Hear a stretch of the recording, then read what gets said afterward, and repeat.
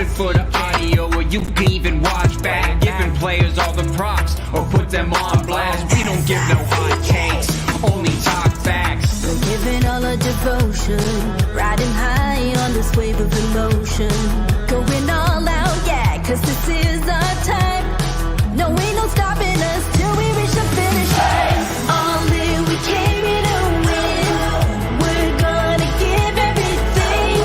S-I-C-K on the run. S-I-C-K, sick, sick. On fire, we're ready to fight. We'll bring the house down tonight. S-I-C-K on the run. S-I-C-K, sick, sick. Play it on the car ride, play it when you lounge. X and O, you know that we can hold it down. Shout out to my man Sammy, got it off the ground. And to all the listeners tuned in right now, got debates, analysis, and speculation. This is sports talk for the new generation. You know where to find us, got a reputation. Sick podcast, your #1 sports destination. Giving all our devotion, riding high on this wave of emotion. Going all out, yeah, cause this is our time. No, ain't no stopping us till we reach the finish line. All in, we came here to win. We're gonna give everything. S-I-C-K on the run. S-I-C-K, sick, sick. On fire, we're ready to fight. We'll bring the house down tonight. S-I-C-K on the run. S-I-C-K, sick, sick. S-I-C-K, it's the sickest podcast. Tune in for the audio, or you can even watch back. Giving players all the props, or put them on blast. We don't give no hot takes, only talk back. S-I-C-K, S-I-C-K, S-I-C-K, S-I-C-K, S-I-C-K, S-I-C-K, S-I-C-K. All in, we came here to win. We're gonna give everything. S-I-C-K on the run. S-I-C-K, sick, sick. S-I-C-K, it's the sickest podcast. Tune in for the audio, or you can even watch back. Giving players all the props, or put them on blast. We don't give no hot takes, only talk facts. We're giving all our devotion, riding high on this wave of emotion. Going all out, yeah, cause this is our time. No, ain't no stopping us till we reach the finish line. All in, we came here to win. We're gonna give everything. S-I-C-K on the run. S-I-C-K, sick, sick. On fire, we're ready to fight. We'll bring the house down tonight. S-I-C-K on the run. S-I-C-K, sick, sick.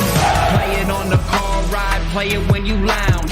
X and O, you know that we can hold it down. Shout out to my man Sammy, got it off the ground. And to all the listeners tuned in right now, got debates, analysis, and speculation. This is sports talk for the new generation. You know where to find us, got a reputation. Sick podcast, your #1 sports destination. Giving all our devotion, riding high on this wave of emotion. Going all out, yeah, cause this is our time. No, ain't no stopping us till we reach the finish line. All in, we came here to win. We're gonna give everything. S-I-C-K on the run. S-I-C-K, sick, sick. On fire, we're ready to fight. We'll bring the house down tonight. S-I-C-K on the run. S-I-C-K, sick, sick.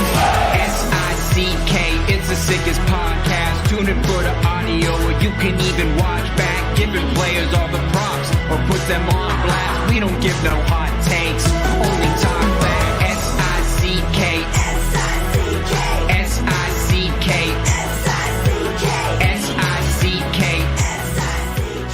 S-I-C-K. Turn up your volume. Because you're about to listen to The Sick Podcast.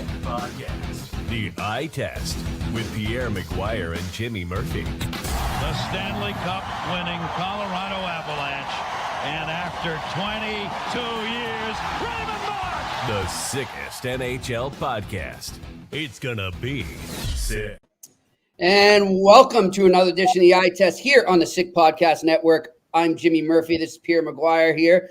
And it's going to be another edition of Press Box Thursday here, our third one on the Eye Test. And Pierre, we've got a heck of a guest lined up, don't we? Yeah, the great Doc Emrick's going to be joining us. And I do not know where he is. I don't know if he's in Port Huron, Michigan, where he usually makes his home. Sometimes he's in Florida, or maybe he's parts unknown with his magnificent wife, Joyce. We'll see where we'll find the doctor. But, yeah, amazing. You know, Jimmy, just to show you what kind of a gentleman the Doc is, I texted him and said, would you mind coming on with Jimmy Murphy and I? And he said, what day? And I said, well, Thursday would be great.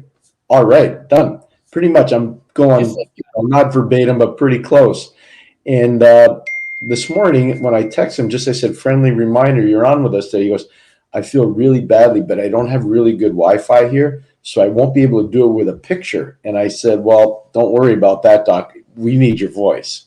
Yeah. You know, your voice is amazing. And so he really, I don't think the NHL understood enough how great he really was at his job. Yeah. And I think now, no disrespect meant to the guys doing it now, but now that he's been gone for 3 or 4 years, I think they realized, man, we had a gem. Like, we knew he was good. Now we know how good he really was. He was an institution, Pierre. I mean, that's what he was. He was just a part of the fabric of the game, as were you and NBC doing their broadcast there. And look, I know that a lot of people have embraced, and hey, everyone's entitled to their own opinion, like TNT and like ESPN, and you know, I applaud them for the job they're doing. But still, I myself felt like it was just the fit was perfect. You know what I mean? Like, you guys, since you came back from the lockout and NBC came in, the fit was perfect. And whether it was when you were Versus or on to NBC, it just had this feel about it where it's like when you thought NHL, you thought Doc Emrick. You know, I think that's kind of the feel we got. Now, of course, hey, time goes on, time moves on, generations change, and that's part of the game. That's part of life. But you're absolutely right. Like, they lost a legend on Doc Emrick, and I'm so excited to have him on right now. Every conversation I've ever had with him, like you just was saying what a great person he is. He's not the type, like, you know, I see so many people, Pierre, and you too, in this business. You see him in the press box, you see him at the rinks. Hey, how you doing? How you doing? No. When you walk by Doc, you're not getting by him, because he's going to sit there and he's going to talk to you, and he's going to make you feel part of his day. He's going to make you feel like you're part of his day. And he'll have a great story to tell you what have it. And it's just, he's such a class act, like you said. And I'm really excited to have him on. We did a lot of Olympics together, both summer and winter. And one in particular that I remember, we were in Torino, and we were staying at a hotel called the Turn Palace. It was nice. It was a nice hotel. And right next door, there was a great coffee shop, really, really nice coffee shop. And Doc likes his coffee, but he usually likes it black. So I went in one day before, I'm going to say like 2 or 3 days into the Olympics. And I think we were doing 2 or 3 games a day. So, you know, the Olympics is, everybody thinks, oh, you just go and you have fun. The Olympics are some serious hard work, especially for the play-by-play guy. Doc was really working. So I went in and I said, oh, that looks good what that gentleman ordered. You know, I can't speak Italian, but I pointed, I said, yeah, that looks good. So I said, 2, one for me and one for my partner. I'm going to bring it to him. We're taking the bus to the rink. And I said, Doc, I got you this coffee. And he goes, oh, and he saw it. It wasn't black. It had milk in it. And he drank it. He goes, actually, that's quite good. It was a latte, but I didn't know it was a latte at the time. Right. And so every day that was part of our thing, where I would go to the coffee shop and get a coffee, and for him and for me, and we'd have a latte on the way to the rink. It was great. Oh, that's good stuff. Well, before we get to Doc, and speaking of announcers, Pierre, you alerted me to a great call in the Avalanche Caps game. Of course, Nathan MacKinnon, second time this season, and you've got an interesting stat to tell us about there. Gets 4 goals in the game, and when he got his 4th goal, this was the call. Let's go. This is Mark Moser on the Avalanche Network. Correct. Oshie is out. Now we're 4-on-4. MacKinnon, high slot, look, shoots, and scores! Nathan MacKinnon with a Mac trick. His 4th goal of the night. Second time this season with 4 goals. That's great. I thought Mark Moser's call was great. I'm watching that last night against the Washington Capitals. I'm going, he gets to see a lot of high-quality goals. That's just such a great offensive team. There was probably a better goal in the game. Cale McGuire to start that game for Colorado with a shorthanded goal after an Ovechkin turnover. I mean, it was a spectacular goal, but it was just the way he said, the Mac trick. It was so natural.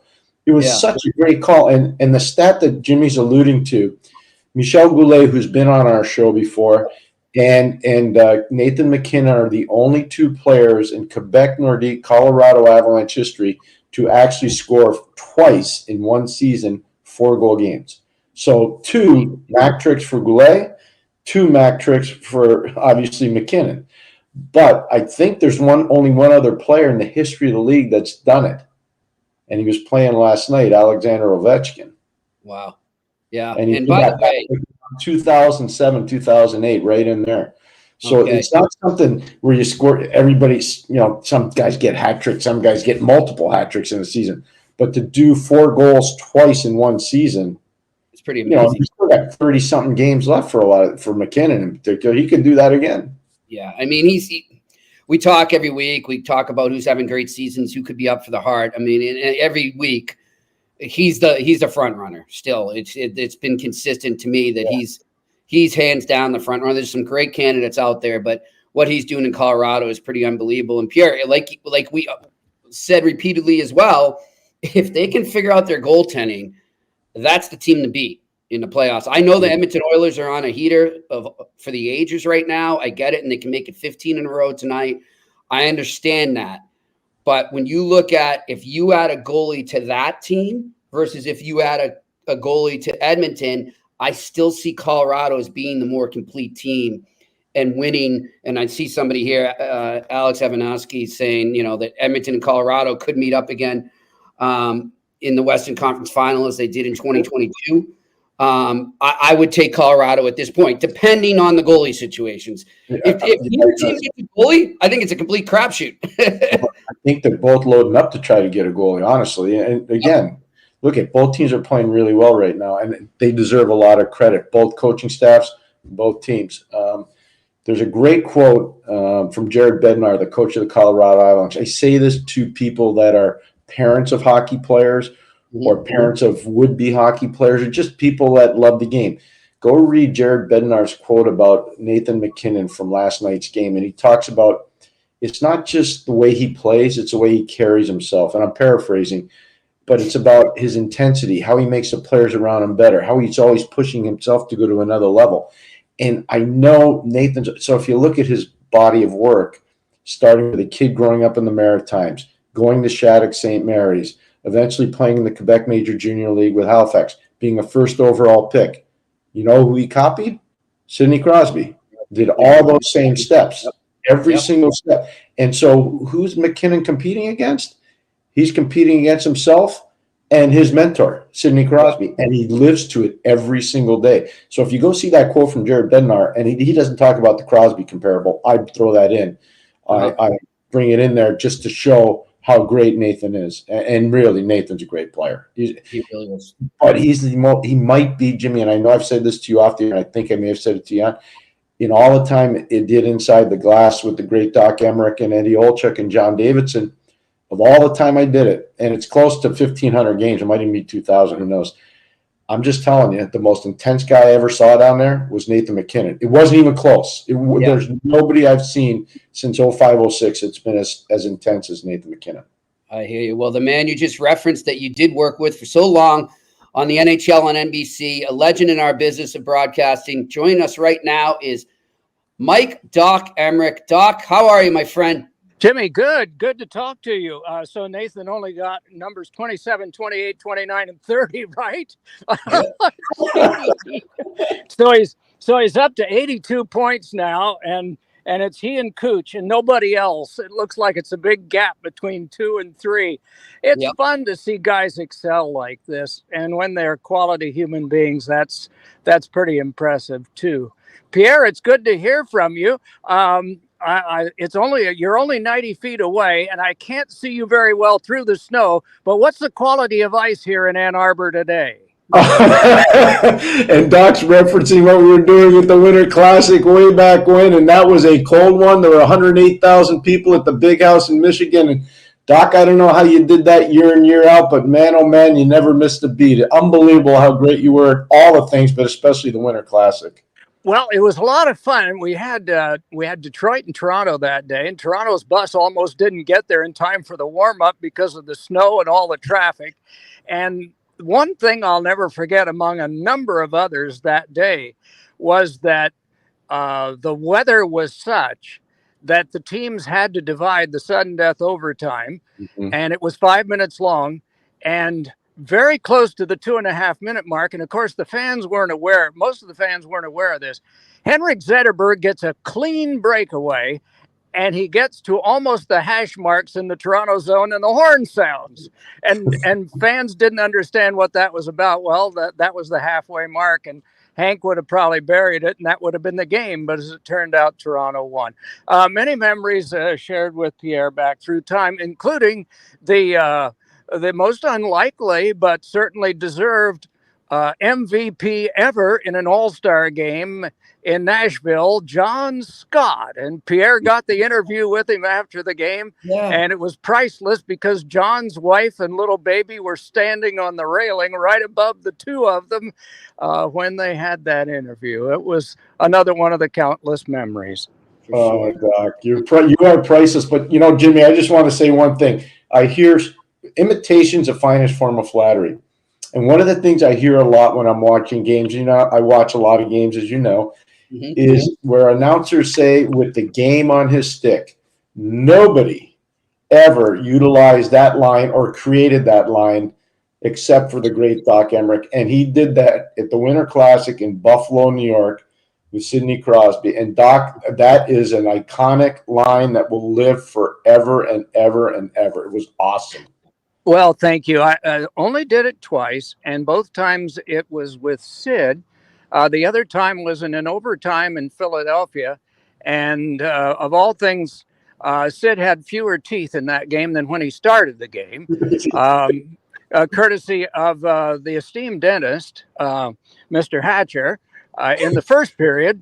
And then there was a beautiful outlet pass to him in sudden death overtime, and I thought to use it then. So it was only twice, but it is an honor that someone thinks to repeat it now and then. But I don't know about you guys, Jimmy and Pierre, but when I was thinking in the fall and all the training camps opened, I certainly had, at this point in the year, I had Vancouver with 32 wins and 15 on the road.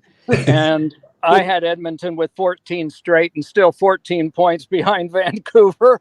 And I had Winnipeg with the best goals against in the league and leading their division. Gosh, it's been amazing this year, hasn't it? It's been a wonderful year for the Canadian teams. I mean, you got Matthews on a pace for 70 or close to 70, if not 70. I mean, and who would have thought Alex would have single digits in goals the last time I checked? But that's what makes it interesting. And I was just looking at something today with Chicago going into Edmonton. And I have great affection, as I know you do, Pierre, for the many times we were in Chicago. We always got to see. And of all things, I noticed, courtesy of the longtime Los Angeles Kings producer, Bob Borgen, he had all of these interesting notes in history. 35 years ago tonight, Chicago went into Edmonton, and Troy Murray had a goal and 3 assists. The Blackhawks beat the Oilers 6-3, and they had 3 shorthanded goals. That doesn't mean a thing about what's going to happen tonight, but it's kind of interesting with Troy being in the booth tonight. Hopefully that he can think back in history in a different arena that was at the edge of town with that one farmer's grain elevator at the edge of the parking lot. Remember that? Anyway, I've run us off the tracks again. So what do you guys want to talk about? That's what makes you so great. And Jimmy, I don't know if you were ever in Northlands Coliseum in Edmonton, Jimmy. I wasn't. Iconic building that needed to be replaced, but so many amazing memories. I remember doing the Carolina Edmonton series with Doc and John Davidson at the time, and Fernando Pisani was the hero of the series to a certain. Yeah. And Doc, if you remember, I remember standing at center ice. You threw it down to me. I was interviewing Christopher Pronger, and I had coached Chris when he was 19. I was first ever NHL coach that ever had him. And I said to him before the interview, I said, really appreciate you doing this, Chris. I mean, this is really unique. And he goes to me, if you and Doc and John are here, it means it's a big game. So I'm looking forward to doing the interview. And then Doc went down me and I hit Pronger in the hip. I said, we got to get going here, big boy. Let's go. Was that the game in which he had the penalty shot? I don't remember that, Doc.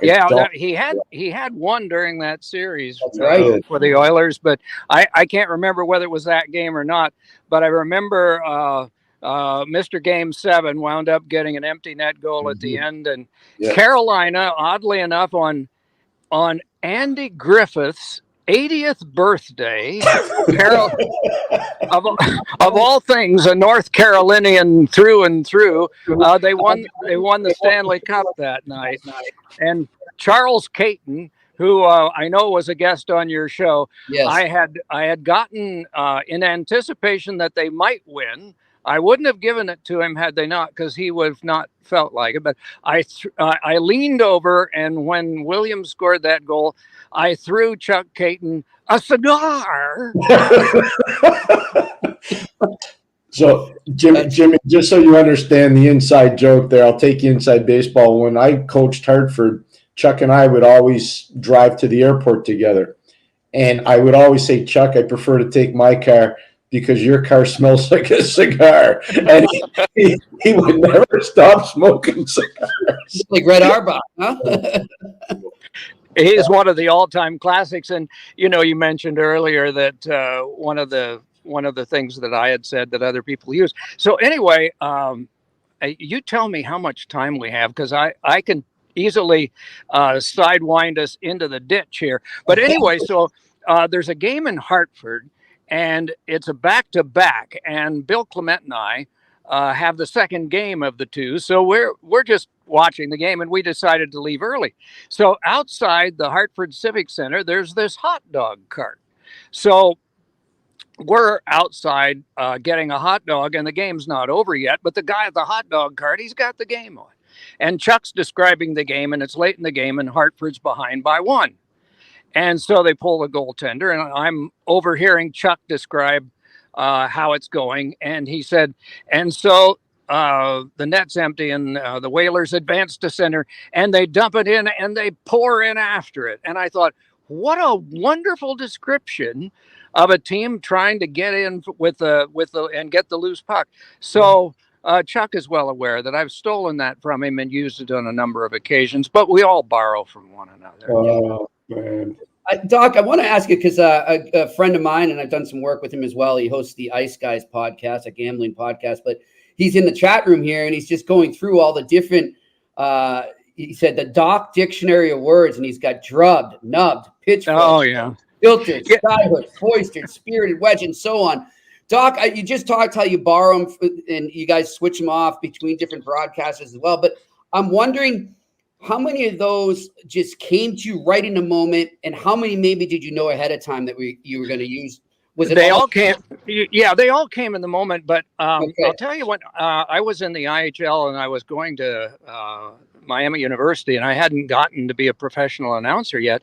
I asked a guy who actually did spend a year in Washington doing Capitals games, Lyle Stieg, who was then in Dayton of the IHL, if he had any advice. And he said, try to use different words for the same thing, because we have so many repetitive things in hockey. So I didn't write any of them down, but over 47 years of play-by-play, you you wind up with a lot of things in your golf bag. And so I would try not to repeat them, and I would try not to use really long words that would be an insult to people. But I tried to have some variety too, that wouldn't be too cute. And so variety was something that I tried to do. But most of the time, you wouldn't find all of those happening at once.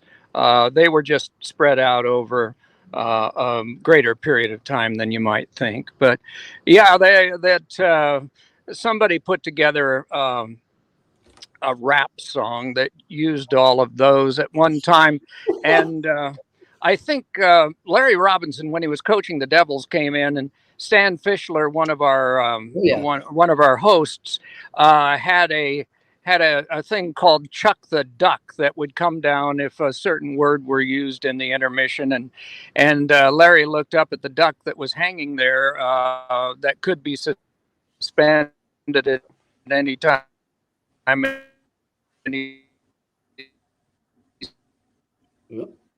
Hang in there. We got him. Said, we'll get him back. We'll get him back. We'll get him back. How about, is this priceless? Yeah, this is great. And by the way, that was rap song gone bad. he has no notes. This is all from recall. And you were talking about a man that's on thousands, not hundreds, thousands of games. I know. And recall is mind-shattering. And one of the great things that I had the privilege of doing for 16 years, afternoons of games, we would sit together, probably get to the rink around 1:30, 1:45. Face-off would be anywhere from 7 to 8 o'clock, because NBC tried to grow the Western audience, so they pushed the Eastern games back to 8 o'clock. And so we had a good 5 hours just hanging out, talking, drinking coffee, going through notes, exchanging information on players or towns or things that are going on in hockey. And Doc was just the consummate pro. It was amazing, Jimmy. It was just amazing. Yeah. Oh, you got him on TV. Here I am. I have a terrible background. I don't know how this looks, but obviously I'm a front runner. You lost your coach today. So this is actually for the hockey team. I like Michigan and Michigan State, and I like all hockey teams, but I happen to be wearing this today. Okay. I don't know the last time I was in Yost Fieldhouse. Perhaps, Pierre, you were with me. It was during another one of our many lockouts when we did college games. Friday night Pierre speaks of, yeah. That's right. So anyway, I don't know how good a picture this is, but if you can tolerate it for a few more minutes, and if I'm coming through okay, why, we'll live with this. Is that all right? Yeah, it's great, Doc. We're perfect. Okay. And it's very timely, too, considering what their football team just did. So there we go. Well, the team will be back. The coach will not. The team has been very good, despite everything that was going on and the sideshow. I hear. Hey, Pierre, you know how much I really cheer all these years. I only cheered for one pro team that I still do, and that's the Fort Wayne Comets. Yes. And I'm not sure how much, Jimmy, you care about these sorts of things, but no, I do. Okay, good. Well, the Comets have only had really two full-time announcers, Bob Chase and then Shane. I always mispronounce his last name, but he's a wonderful announcer who took over for Bob. Except, like myself, occasionally he winds up getting sore throats and laryngitis. So this weekend, they had a young lady from Indiana Tech named Fiona Quinn, who became the first lady to ever do a Fort Wayne Comets game. She's 19 years of age, did a wonderful job. But the part that I think you will appreciate, Pierre, is that they have signed. Why am I thinking that this might seem like the last 15, 20 minutes of Slapshot? They have signed 33-year-old Daniel Amesbury from the Federal Prospects Hockey League, and from Danbury. He is an enforcer who had in 38 games 370 PIMs, And he has a nickname, which I have never heard in hockey. It is called Diamond Hands. He will begin playing on February 3rd. Why is that taking so long? Because he's currently under suspension in the prior league that he was in. Yeah. So the Comets certainly have a box office draw, and they have been around since 1952. They have been, and they still are my all-time favorite team, even though I followed a lot of teams on a regular basis when I was in the NHL, and always appreciated the time that I spent with the Devils and the Flyers and the New York Rangers. But that's the one team that I grew up enjoying. The first game I ever saw live was there. And you'll be interested to know they are still in business, and they saw a need on the team. Bruce Boudreau's son coached there, won a championship there. Oh, okay. He's not there now, Ben. But anyway, the team decided they needed a little muscle. And so that's what they're doing. Why are you laughing, Pierre? The dean of discipline of the league that you were alluding to, the Federal Prospects League, it's Dave Jackson, the former NHL official. So I actually was talking to Dave the other day, and he was explaining to me about Diamond Hands, Doc, and how Diamond Hands was moving from Danbury to Fort Wayne. So I was actually up on that story for you. Okay. Oh my gosh. I'm glad I'm not a player. Dave's a great guy. Doc, I want to ask you, it's not hockey, but I want to ask you about your passion for the Pittsburgh Pirates, because I know it's near and dear to your heart, and you're still a huge Pirates follower. So if you can just tell our viewers a bit about how that came about. Well, it came about through radio. In 1959, I was going up and down the dial in rural Indiana. If you were to look at the state of Indiana, Indianapolis, it's dead center in the middle. And then if you were to draw a straight line north of that and take halfway of that, that's where I was in the cornfields. And our town was very similar to the little town of Hickory in the movie Hoosiers. We had 13 celebrities in town, the coach and the 12 varsity players, just like Hoosiers. Our coach was fired in mid-year. The students in high school walked out in protest, and 3 days later, he was rehired. So that's what life was like. But my brother and I were both baseball fans. We would go up and down the dial of the radio at night, picking up all of the stations that broadcast baseball. And Bob Prince, who was the announcer for the Pirates, was really clever and cool. And by 1959, they had become a very good team, and I latched on to them, and I got to see them play that very year live in Chicago, and I've been a fan ever since. In case you're writing this down or someone runs up to you on the streets of Canada and asks, the equipment truck leaves Pittsburgh for Bradenton on February the 6th. Love it. There you go. The players who will wear that equipment come about a week later, pitchers and catchers, and hopefully the guys that will be in the uniforms will be better. They won 76 last year and far fewer the 2 years before. Hope springs eternal, right? I guess that's what March is for. Yep, exactly. Jimmy, I have to tell you this because I think Doc will appreciate it. Donald Fear used to be the head of the Baseball Players Union and the former National Hockey League Players Union. There are two famous people that were born in the Marion Hospital in Indiana.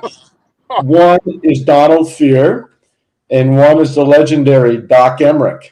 Oh, wow. Marion Donald was born 2 years later. Guys born in their hospital. Yeah, you have a great memory, Pierre. Yes, that's true. In the same wing of the archaic hospital, which has been expanded over a number of years. But I've always, when I found that out, Doc shared that with me, and I marveled at that. I'm like, you couldn't have two more diametrically opposed people. It was just amazing to me. And Jimmy, I got to tell you, one of the best parts about my life with Doc Emrick over 16 years was all these great places we went to in the history lessons I would learn. Mm-hmm. And one of the things was during the London Olympics, Doc and I went to the Tower of London. And we did, right, Doc? We did. And Yeah, he would about a famous person in Who British talked history. whom into going down into the torture chamber? You talked me into going. And Doc would explain to me about all these people in British history, and it was phenomenal. It was great life lessons. And one of them was Guy Fawkes. And so every year on Guy Fawkes' birthday, I get a text from Doc. I do. It's awesome. That's great. Hey, You know, speaking- Guy Fawkes was very clever, and people don't care to know this, but Guy Fawkes was very clever. He was going to be executed for plotting to blow up Parliament, but he got to the scaffold and he beat them to it. He dove off the scaffold and broke his neck on the pavement, and so they didn't have the satisfaction of taking his life. So I guess he beat them at the game, but I didn't realize that until Pierre told me. So yeah, every year we but Pierre talked me into going down into the there's one section that's down in the basement that shows all the various methods of torture, and I hadn't seen some of those things since I was in 4th grade, because I'm sure that we had a 4th grade teacher that used them. Oh, jeez. I hope you didn't have a nun like I did. Hey, you know, you talk about Pierre, you just mentioned it, just all the different places you guys have gone. Well, I was just kind of looking for old Doc clips and stuff. Unfortunately, our production crew is in Canada. They didn't have the rights to use it, but I stumbled upon a trip you guys took into Primanti's in Pittsburgh. Oh, yeah. And you Doc went behind the counter, and the gentleman there was making the sandwich, and Doc did the play-by-play of making the sandwich, and I just was dying. I thought it was great. It was just amazing. I'm thinking, man, I would love for Doc to do that as I make my food here. Best part of the day is Pierre and I went down there and we got to eat the sandwiches. Yeah. They are Those things they are look awesome. spectacular. Yeah. Wow. They're absolutely spectacular. You know, But I and imagine you guys have so many of those adventures, huh? yeah, Oh, yeah. we did, and you know, Pierre was part of. People sometimes ask because you know, he did he said 1,500 games. I imagine it's at least that, but he was part, even though he was not on the telecast, he was part. People asked me about if I had to pick one. I always sort it down to 10.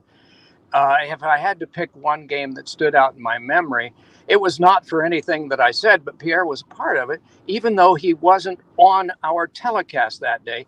It was the gold medal game in 2010 in Vancouver. And as I said, it wasn't anything that stood out that I said or that Eddie said.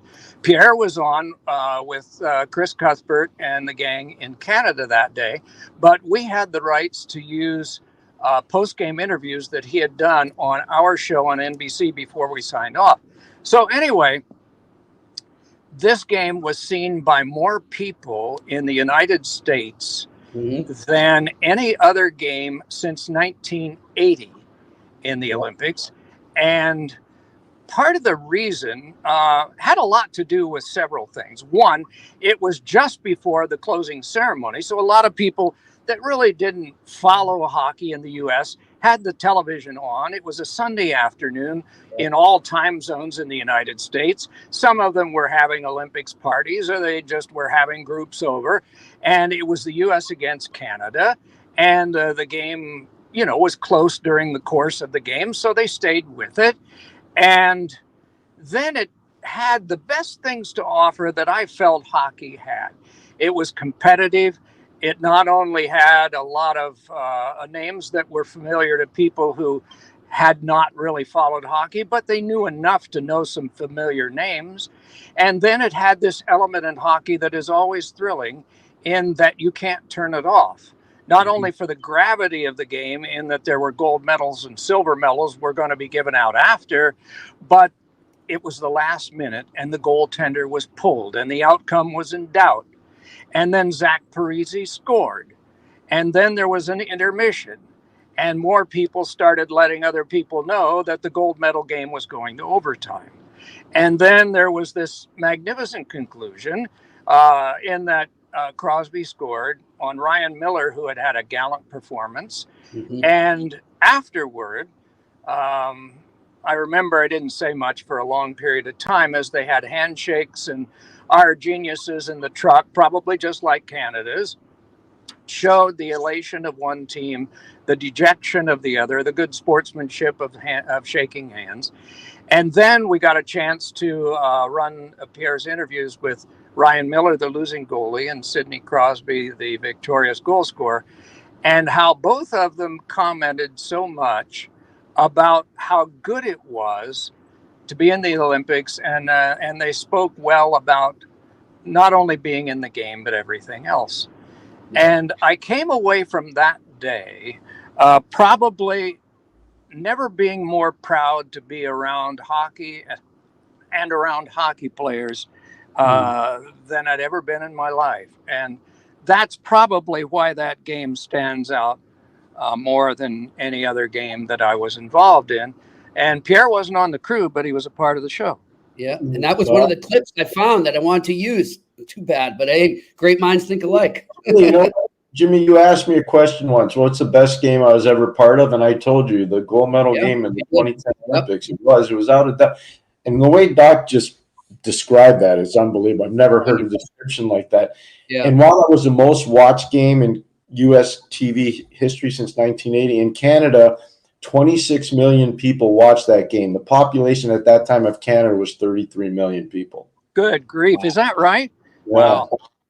Jimmy, I got to tell you this great Doc Emrick memory. And it's in Vancouver again. We call Game 7 with Eddie of the Vancouver-Boston series. And Doc and I, when it's over and we're done, we get into a car service to catch the first flight out of Vancouver. And as we're going to the airport, people are throwing Molotov cocktails off the bridge because they're so upset. And Doc and I are sitting there going, we're going to get blown up. It was unbelievable. It really was.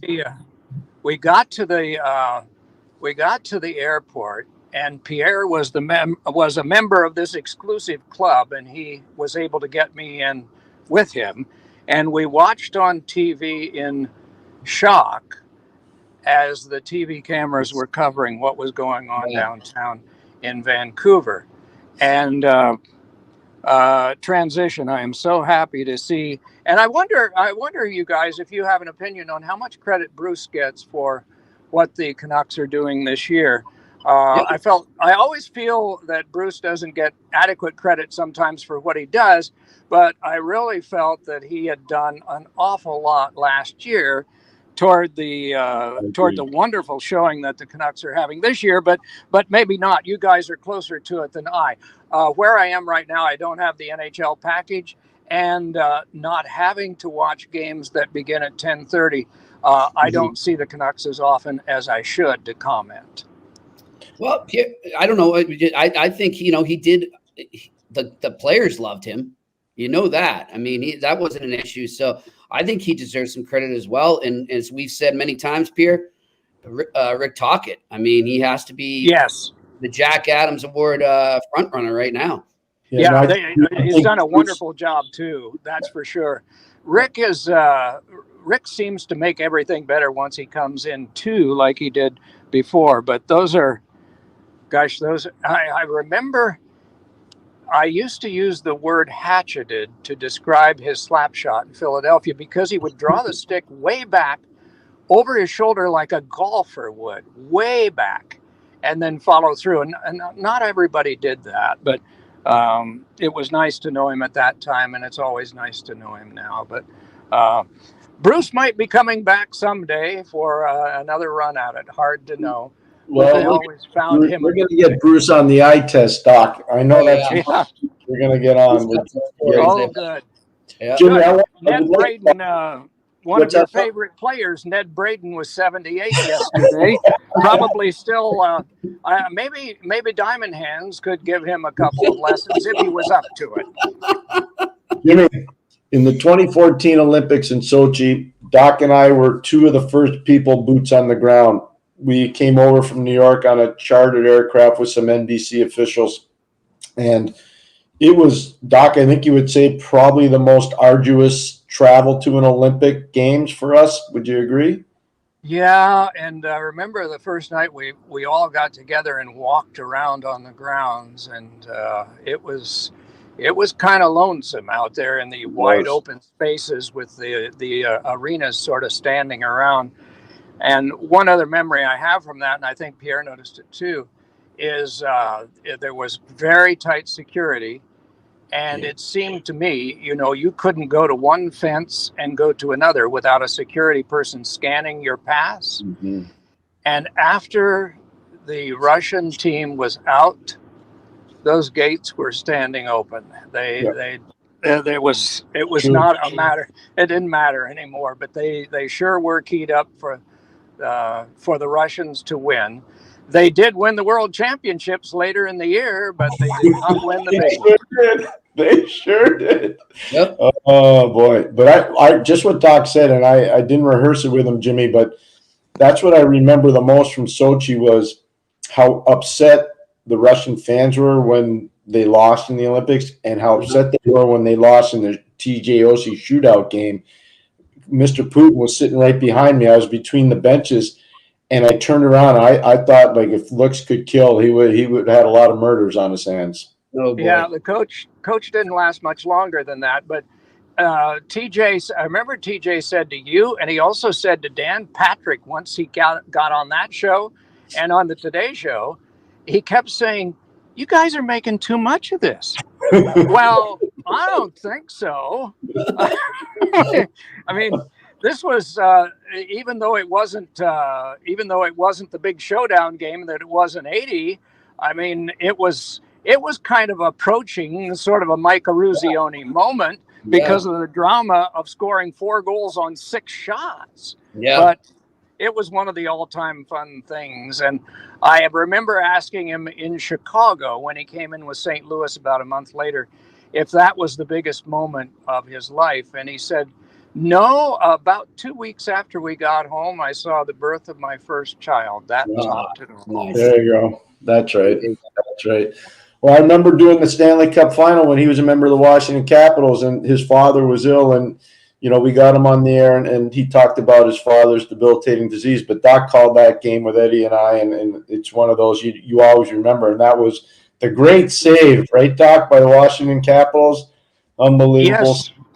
Absolutely. We were at one end, and Pierre was fortunately on the opposite side, so he got a better look at it than we did, because when the puck came across, all the fans stood up. But Pierre was able to help out on that because he got a clear look at it from down near the benches.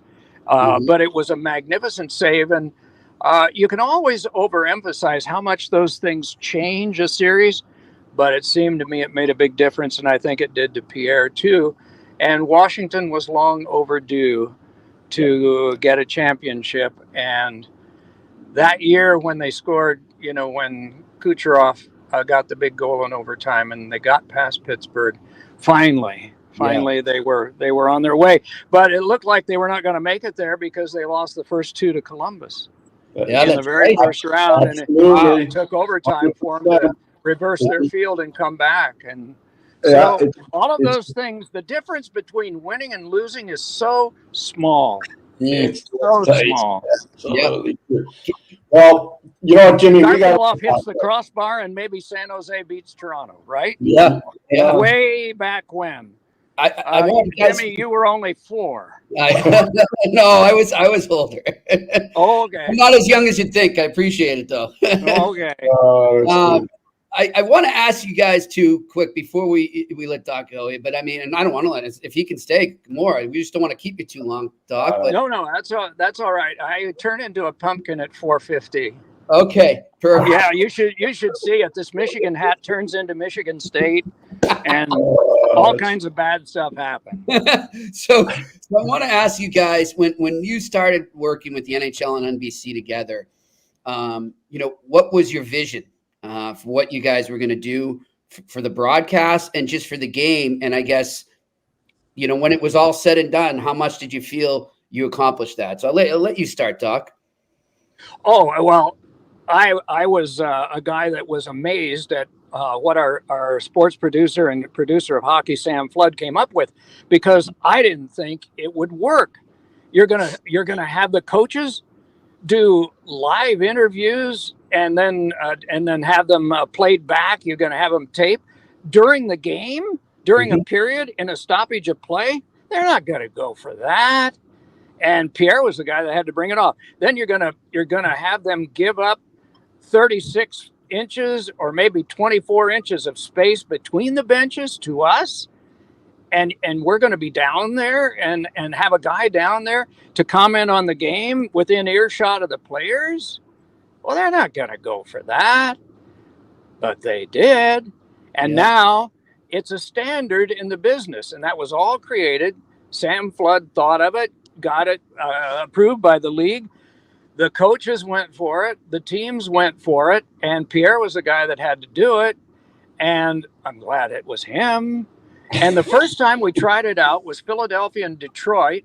It was a regular season game that we did not broadcast, but it was back to back. And the next morning, after we had done the rehearsal game, we went to Joe Louis Arena to practice. Pierre and I were standing down near the bench, and Kirk Maltby walked down the tunnel to go out onto the ice, and he turned to us, and he said, "Awesome stuff last night, Pierre." And I'm thinking that if one of the players heard what Pierre was saying and thought it was good, maybe we got something. And as it turned out, we did. And I think we did a lot of good for the league during the time, 16 years that we had the rights to that. I think we did a lot of good, and I was proud of what we did. Your turn, Pierre. Well, what I remember the most from when Sam Flood approached me was at the 2004 Stanley Cup Final, and it was in Tampa. I was sitting with Gord Miller and Bob McKenzie doing a pregame show for TSN. And Sam, when we were off the air, came up to me and says, "Can I talk to you?" I said, "Sure." And he says, "Do you think you can broadcast a game from between the benches?" I said, "Yeah, I think I can." He goes, "Do you think you could work with Doc Emrick and John Davidson?" I said, "Yeah, I know I could. I mean, what an honor that would be. It'd be amazing." So he goes, "Good, you got the job." So then we had the nuclear winter. We didn't have hockey for a whole winter, Doc. You remember, Jimmy? And then we did the rehearsal game in Detroit, and we had a 7-game final between Carolina and Edmonton. It was really good. Even though those two teams don't really resonate in the United States ratings-wise, it wasn't a disaster. But when I knew inside the glass and the NHL and NBC was going to work was the next year. We went to Brian Burke. The final was in Anaheim. But before we got to the Ottawa-Anaheim final, we had to do a lot of other series that Anaheim was involved with, and one of them was with Colorado. And we went to Brian Burke and said, "You don't have an inside the glass position. Could you let Pierre work from between the benches?" And Berkey goes, "Yeah, absolutely, especially if Mike Emrick's involved." I'm not kidding. So I didn't know that. That's I nice. stood on the bench. We did that in the weight room of the Anaheim Ducks. Brian was down there riding the bike. He was there by himself, and Sam got him to agree. So I stood on the bench by the defense coach, and I stayed at that end, so every period it would change. But one time I made a comment. I said, "That was an egregious turnover on the bench." And Sean O'Donnell, the defenseman, nerves behind me, goes, "What's egregious mean?" I couldn't stop. Now we're in the middle of a playoff game. Niedermayer's there, Pronger's there, Bolshemer's there, and O'Donnell turns around and goes, "What's egregious mean?" And he might have been turning around, but it was priceless. And even Randy Carlisle kind of smirked a little. He's a tough cookie, but that's when I knew inside the glass was going to work. That's great. That's great. You guys called so many after that. It's amazing. Well, Doc, we appreciate you joining us here, and we have to have you on again. This was very special. Pierre and I were looking forward to it, and as always, it lived up to the billing. Thanks a lot. You're the best. Bucks. You're the best. Thanks, Doc. Thank you. Thank you. Bye. Okay. Jimmy, you need a week. Just a week with that man. I'm just telling you, to see what he does for so many humans and animals. I'm just telling you. He's an amazing. So he and his wife have an animal rescue farm in Port Huron, Michigan. They do so much for so many people and animals. It's an amazing. He's this really special human being, and as nice as he seems, he really is like that. Yeah, it's not a put on. He's rare. Yeah, it's genuine. what he didn't say it, and I'm going to say it for him. One of the most heartbreaking things we had at an Olympics, we were walking together. You know how we talked about we walked around in Sochi, the two of us, and there was nothing there. I'm telling you, it was dark, it was cold, it was lonely, it was tough. It was way different. All of a sudden, I heard gunshots, so I kind of grabbed Doc. Security were shooting dogs, and they were shooting the dogs. And Doc loves animals, all animals, and that was, to see his reaction was heartbreaking. It really was. Like, he wanted to go. And so one of the big stories out of that Olympics, David Backus chartered a plane and flew all these dogs back from Russia to try to save them and put them into animal shelters to get them adopted. And I think David did an unbelievable job with that, but Doc was right there talking with him about it. That first night when we walked around was pretty spooky. And, I've been some of the worst parts of the world in terms of hockey. That one was a strange night, I can tell you. That was a real strange night. Of course, look what happened since. I mean, so yeah, that must have been horrifying, to say the least. I mean, that's brutal. Pierre, he's just so genuine, and it's one of those guys that you just sit there and you learn so much. And sometimes I wonder if he knows how much the people around him are learning, listening to him. And he does. Yeah. Anybody that ever worked with him, anybody that ever worked with him would be sure to tell him, I'm so grateful the time that I spent with you. And I've learned so much from you. Again, some of the priceless moments, hanging out with Scotty Bowman before games and working with him on the bench. And then I used to tell Doc all the time, you're the broadcast version for me of Scotty. Yeah. I actually was thinking that, Pierre, as we were listening to him. I'm being totally with you. Like, they're so similar in so many ways. One of them is both of them have amazing recall. But secondly, they're not afraid to mentor people. And if you're willing to accept sometimes criticism and sometimes positive stuff, you're going to be better. You're going to get better at stuff. And Doc was amazing, just amazing that way. It's great stuff. Good stuff.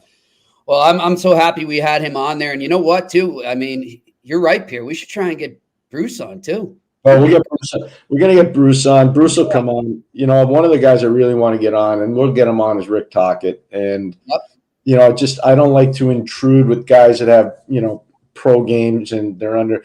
Once we get past the All-Star break, I think things start for those guys. They'll know kind of where they are heading into the deadline. So we'll get him on. But there's a lot of guys, NHL guys, I'd like to get on.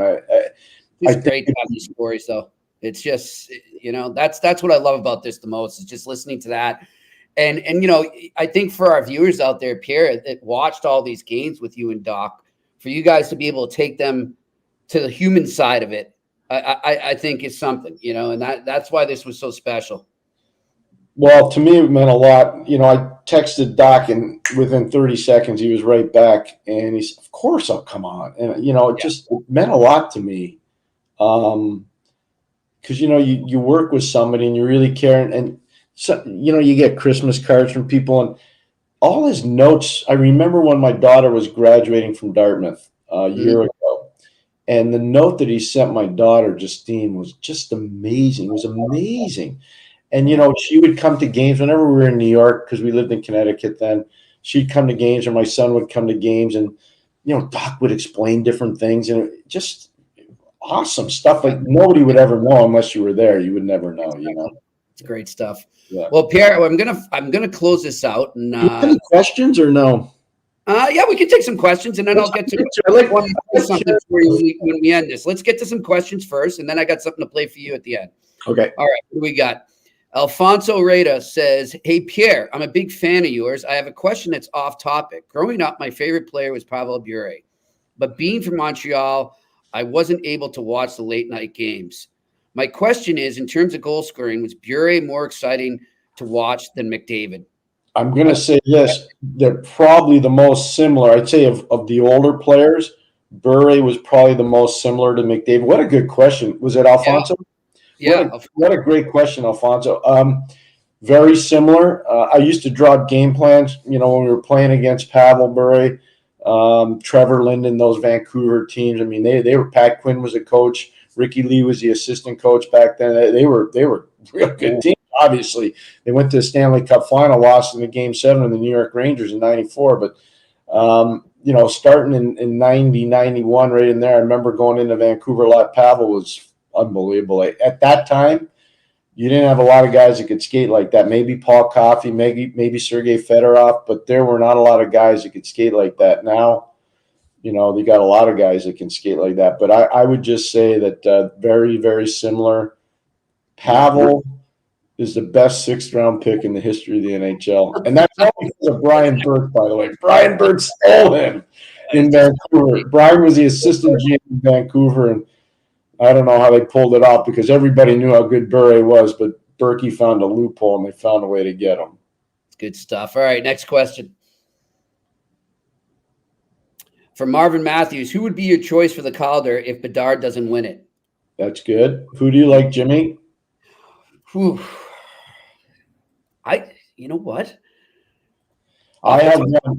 I'm going to tell you who I think. Yeah. I'm going to say Brock Faber in Minnesota. I was going to go there.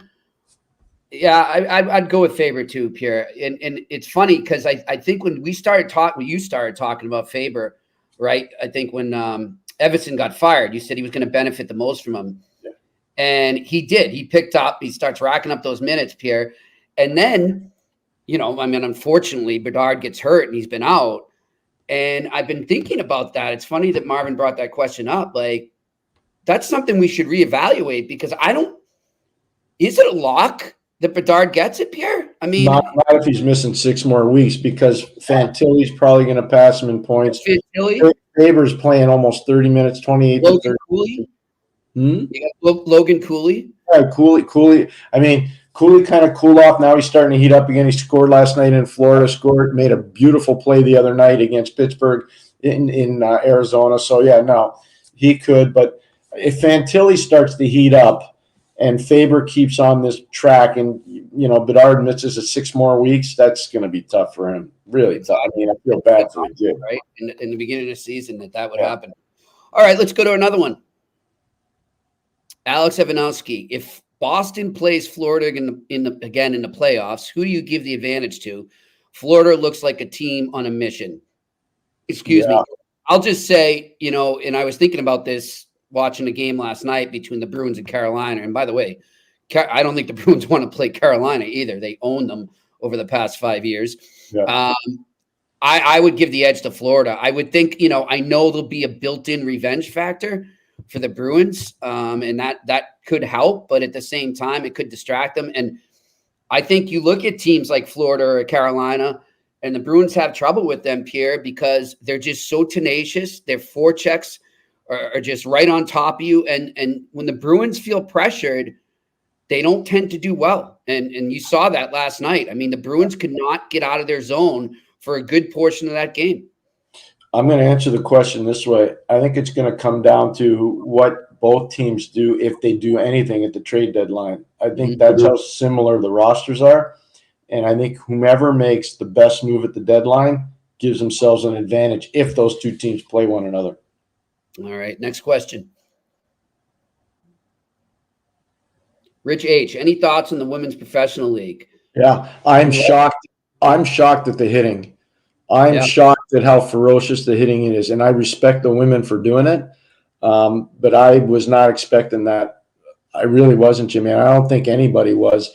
And obviously the association signed off on it, and the women signed off on it, and the coaches and the officials signed off on it. The intensity, the parity in the league, the physical structure of the league right now, I think it's been really good, and it gets better almost game to game, which is great for the ladies. Really, really well done. Yep. Well, I think too, one thing, and I agree with everything you said, Pierre, and I think the other thing that has helped them so much right now is that it's not 2 leagues anymore. It's not 3 leagues. It's not 1 league folding, this league coming up. They're unified. They seem more unified than ever, and they're doing an amazing job of marketing in each city that they're in. There's a buzz. I mean, you hear it. They're getting mentioned on regular news channels in their sports broadcasts. Yeah, which is great. And that's no knock on women's hockey. It's just that hasn't been the way. So I'm so happy that they're getting the attention they deserved, and they deserve a lot of credit for creating that attention. Okay, next I question. agree 100%. Yep. Next question. The Dagler Reviews. Hi, guys. If Habs pick 5th or 6th in the draft, who do you think they will take? And do you think it's possible they pick a D again?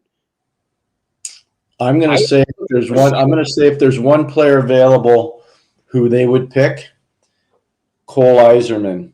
He slipped a little bit, and I think they're deep enough on defense. They need scoring, and Cole's kind of sliding. Look, if you like goal scoring, and I'm not talking about Cole Caulfield, I'm talking about Cole Yzerman. He's going to Boston University next year. He didn't play in the World Junior this year. He was underage. I'm going to say he's probably, at this point, he's probably coming in anywhere from 3 to 7 in the draft. You know, he could slide back, he could slide up.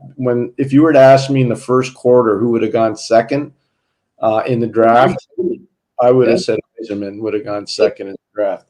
He's got raw talent for sure. Yeah, he's a serious talent, but right now teams are concerned that he's a one-dimensional guy and all he does is score. Well, in order to win, you got to score. You know, I'm just telling you. I went to a pro school game yesterday, Jimmy, and I saw a bunch of scouts who I really respect. They're really good, hardworking, industrious guys. They were in Boston last night. They're in Minnesota. They're in Minnesota tonight, and they'll be in Detroit tomorrow. And that's how these guys live, you know. And we were talking about different players, and one of the guys we talked about was Yzerman, and I'm saying he's coming anywhere from 3 to 6 based on the intel I have. But if he's there, I think Montreal will take him. Okay, there we go. And you know what? That's something I want to talk about too. I want to get on the Habs maybe. Tomorrow's an on-campus Friday, but early next week I want to discuss the Habs because I think they're really interesting as we head towards this deadline. All right, next question. Randy Workman, who is a coach of the year? Well, I think Pierre and I are unanimous on that. Rick Tocchet right now. Now that could change. They could go into a swoon. I don't think they will, but I would say Rick. If you were to ask me right now, the best coaching staff in the NHL, not just the head coach, the whole staff, I would tell you the Vancouver Canucks. Yep. And I know all the coaches in the league, and I respect them all. Like I've walked in their shoes a million times. I think they're the best staff right now in the league. Yep, I agree. All right, next question. Alex Ovanowski, where did this narrative that goaltending doesn't matter come from? That's the real question. Oh, my gosh. Alex, it wasn't me, but it was a lot of my colleagues. I apologize for us as a whole in the media. It's just pathetic. I'm going to take you back to a time when Chris Osgood won the Cup for the Detroit Red Wings, okay? I'm just being totally frank. I had somebody come up to me and say, well, there's the proof that you don't need a great goalie to win. I said, did you ever see Chris Osgood play? I watched him play in Medicine Hat. I watched him play in Adirondack for the Adirondack Red Wings. I mean, I watched him play in a lot of games. He's a really good goalie. Like, I don't know how people formulate. I once had a writer say to me, and I'm not going to say it because I don't want to embarrass the writer. The writer actually said to me when Andy Murray got hired in L.A., said to me, I can't believe our team hired a high school coach because he had been coaching at Shattuck St. Mary's.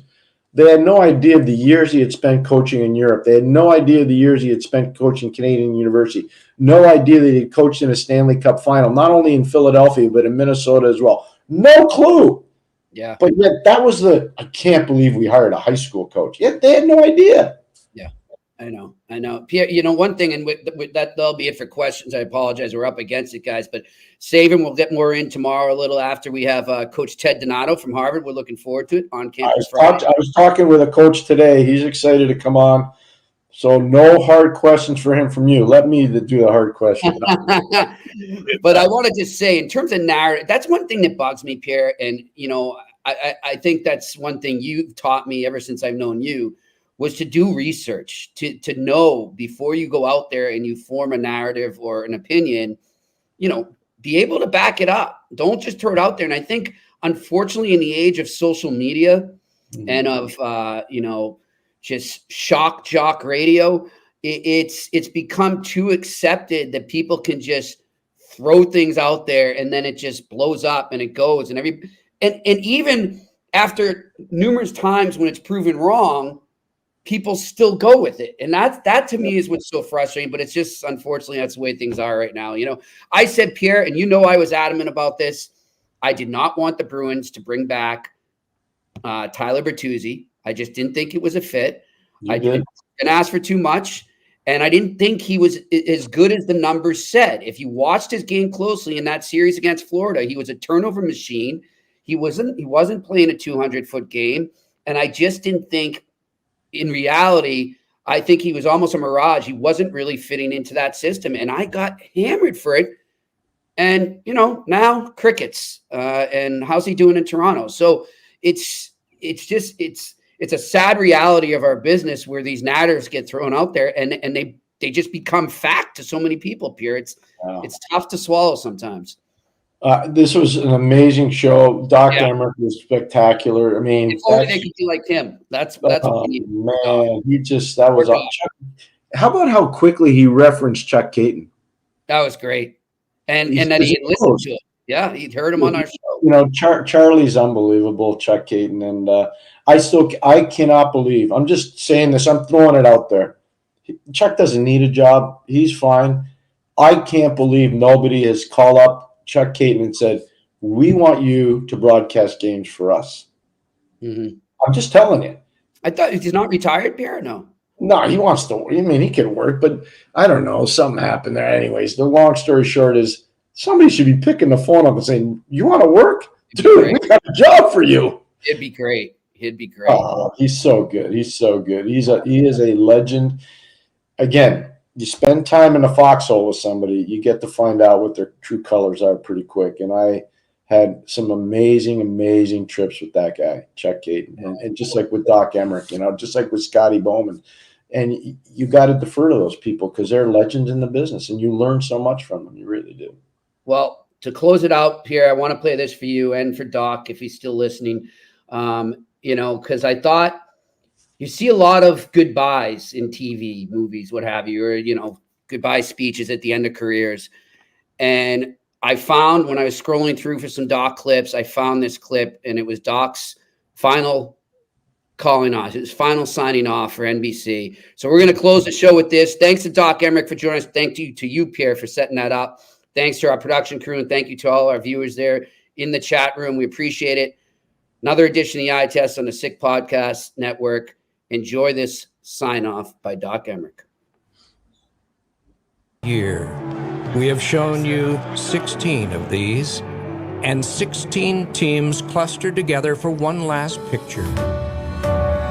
Teams exhausted but victorious. Teams. Perhaps in your own life you have been on a team of people for some time and then seen it come to an end. If so, you will understand how it is with us as we close our time with the NHL on NBC. One of God's greatest gifts is that of memory. We got to have that hip jumping on One of him. mankind's greatest gifts is video. As we have watched this last video with you and now carry away our own memories, we are sad for ourselves, but grateful for your loyalty to this wonderful sport. And also grateful as we say to you for this final time, thank you. Thank you for watching the Stanley Cup playoffs on NBC.